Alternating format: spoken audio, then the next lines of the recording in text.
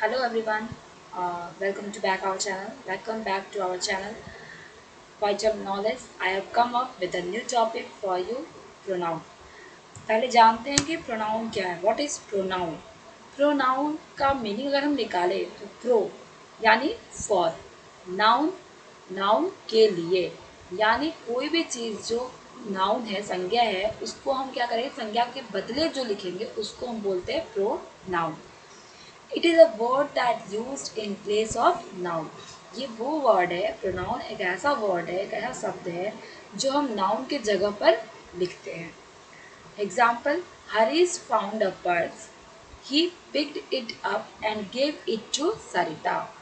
यहाँ है लिखा है कि Harish found a purse.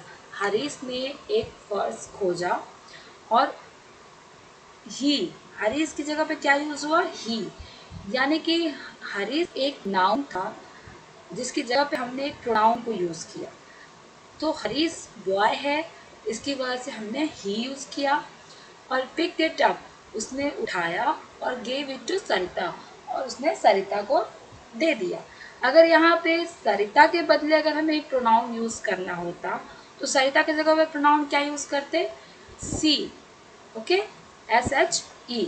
Sarita found a purse, then she picked it up and gave it to Harish. Okay.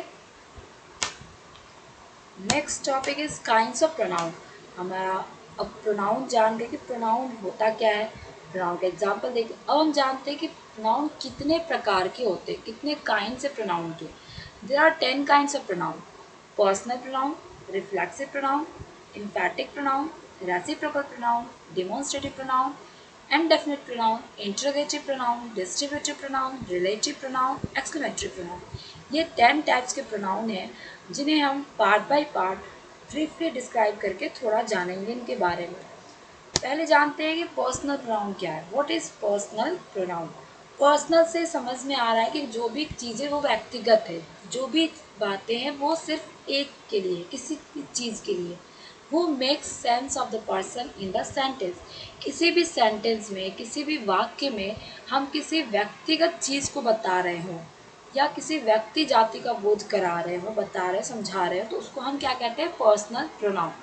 जैसे आई, वी, ये फर्स्ट पर्सन हो गए. You, second person. He, she, it, they, ये थर्ड पर्सन. अब जैसे मुझे first person से example लेना है. I am a boy. तो आई एम अ बॉय, मैं एक लड़का हूँ. वो लड़का जो है व्यक्तिगत अपने बारे में बता रहा है. तो आई क्या हो गया, मेरा पर्सनल प्रोनाउन हो गया कि मैं एक लड़का हूँ, व्यक्तिगत बता रहा है. वह एक लड़का है, ही इज़ अ बॉय. वो व्यक्तिगत उसके बारे में ही बात करे कि वह एक लड़का है. ओके. तो यहाँ पर्सनल प्रोनाउन शायद आप लोगों को कॉन्सेप्ट क्लियर हो चुका होगा. नेक्स्ट है रिफ्लेक्सिव प्रोनाउन. रिफ्लेक्सिव प्रोनाउन क्या होता है? माई, योर, हिम, हर के साथ सेल्फ जोड़ दीजिए. आवर, योर, देम के साथ सेल्फ जोड़ दीजिए. SELVES, self. माई सेल्फ और योर सेल्फ में क्या डिफरेंस है? तो माई सेल्फ, यहाँ जो SELF जोड़े, ये मेरा क्या है, सिंगुलर है. ठीक है. और ourselves, yourselves, themselves, जिसमें VES जुड़ गया, वो क्या है, वो प्लूरल प्रोनाउन है. माई सेल्फ रिफ्लेक्सिव प्रोनाउन है बट सिंगुलर रिफ्लेक्सिव प्रोनाउन है, और आवर सेल्फ्स रिफ्लेक्सिव प्रोनाउन में प्लूरल रिफ्लेक्सिव प्रोनाउन है. और ये सारे जो है, जो सेल्फ्स जुड़ गया, तो ये सब क्या है, रिफ्लेक्सिव है. क्यों?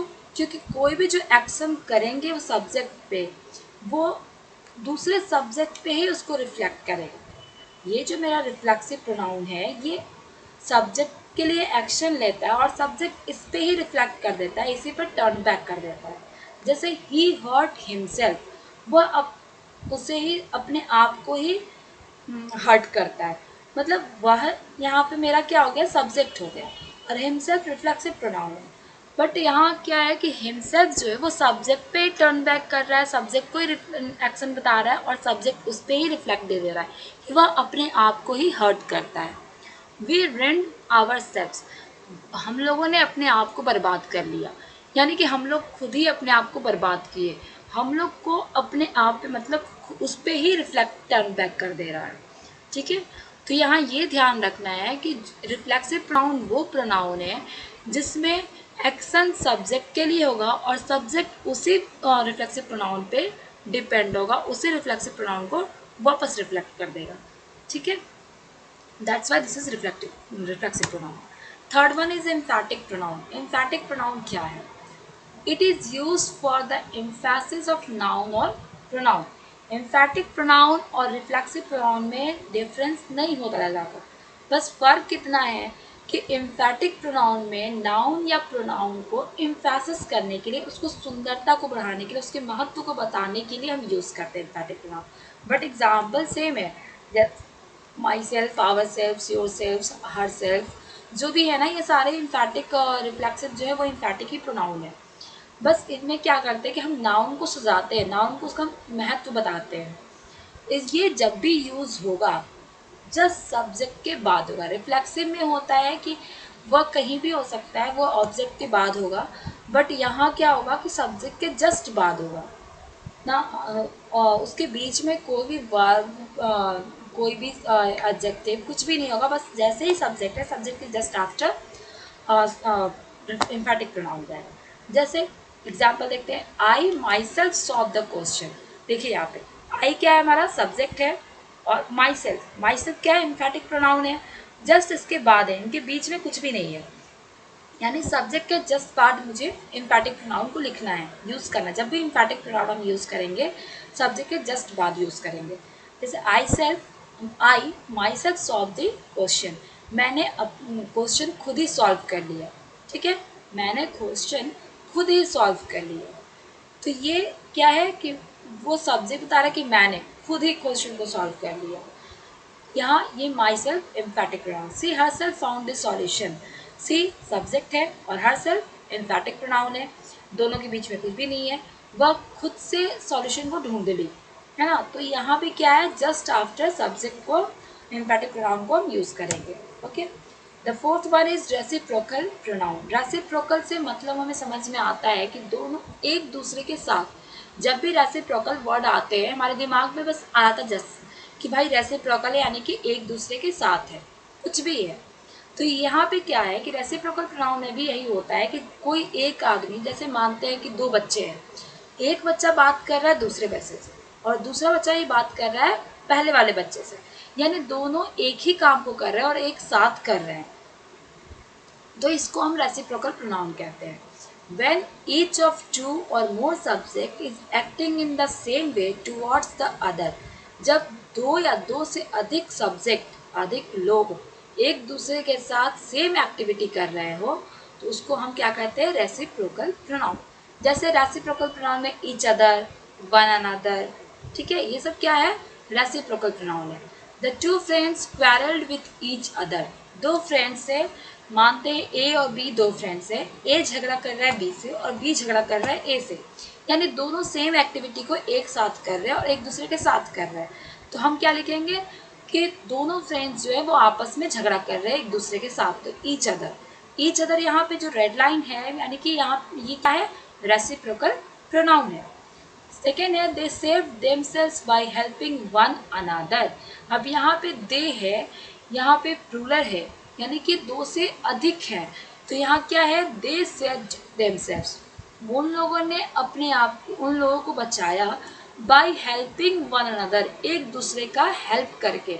यानी अगर चार बच्चे हैं और चारों अगर कुछ मुसीबत में है, तो एक एक ने हेल्प किया, सबकी हेल्प सबने किया और सबको बचा लिया, तो यहाँ वन अनदर यूज किया, okay. The last one is demonstrative pronoun. It is used to point out the object to which it refers. ये यूज होता है उस ऑब्जेक्ट को बताने के लिए कि वो ऑब्जेक्ट कहाँ से रेफर कर रहा है, किससे रेफर कर रहा है, ठीक है। और इसका सबसे इम्पॉर्टेंट चीज़ ये है कि जब भी हम इसका यूज़ करेंगे जस्ट बिफोर द वर्ब, जब भी हम डिमॉन्स्ट्रेटिव प्रोनाउन का यूज़ करेंगे वर्ब से पहले करेंगे। वर्ब भी दो तरह के होते हैं, मैं आगे के वीडियो में आपको बताऊंगी, हेल्पिंग वर्ब और मेन वर्ब। तो मतलब इसमें कुछ भी हो सकता है, आप हेल्पिंग वर्ब भी यूज़ कर सकते हैं, मेन वर्ब भी यूज़ कर सकते हैं, बट इतना याद रखना है कि डिमॉन्स्ट्रेटिव प्रोनाउन के जस्ट बाद हेल्पिंग वर्ब यूज़ होगा, ओके। जैसे एग्जाम्पल देते हैं, this is the gift for my mother. अब वो गिफ्ट के बारे में बात हो रही है, गिफ्ट जो है ऑब्जेक्ट है, अब कहाँ से है, कैसे है, कौन सा गिफ्ट है, उसको डिनोट करना, पॉइंट आउट कर रहा है ऑब्जेक्ट को, ठीक है। तो दिस इज द गिफ्ट, यह गिफ्ट है। अब दिस इज जो है, दिस क्या है, मेरा डिमॉन्स्ट्रेटिव प्रोनाउन है। डिमॉन्स्ट्रेटिव मतलब बताना है मुझे, तो दिस, दैट, दीज, दोज, ये सब क्या डिमॉन्स्ट्रेटिव है। तो दिस डिमॉन्स्ट्रेटिव है। जस्ट इसके बाद क्या यूज हुआ है हमारा, हेल्पिंग वर्ब इज, ठीक है। तो मुझे यही ध्यान रखना है, हम लोगों को यही ध्यान रखना है कि जब भी हम डिमॉन्स्ट्रेटिव प्रोनाउन यूज करेंगे उसके जस्ट बाद हम हेल्पिंग वर्ब यूज करेंगे, वर्ब को यूज करेंगे। That is a Taj Mahal. अब मुझे बताना कि ताजमहल वह ताजमहल है, तो ताजमहल का ऑब्जेक्ट हो गया और हम उसके बारे में बता रहे हैं कि कहाँ से रेफर कर, कौन है वो, कौन, तो हम बता रहे हैं कि that is a Taj Mahal. That मेरा डिमॉन्स्ट्रेटिव और इज क्या है हमारा, वर्ब है, ठीक है। दैट के जस्ट बाद हम वर्ब का यूज किए हैं। अब बच गए 5 और हमारे काइंड्स ऑफ प्रोनाउन, जिनको हम नेक्स्ट वीडियो में बताएंगे। फिलहाल आपको ये 5 जो काइंड्स ऑफ प्रोनाउन है और प्रोनाउन का कॉन्सेप्ट जो था वो आपको शायद क्लियर हो गया होगा। अगर कोई डाउट हो तो कमेंट बॉक्स में कमेंट ज़रूर करो। Thank you.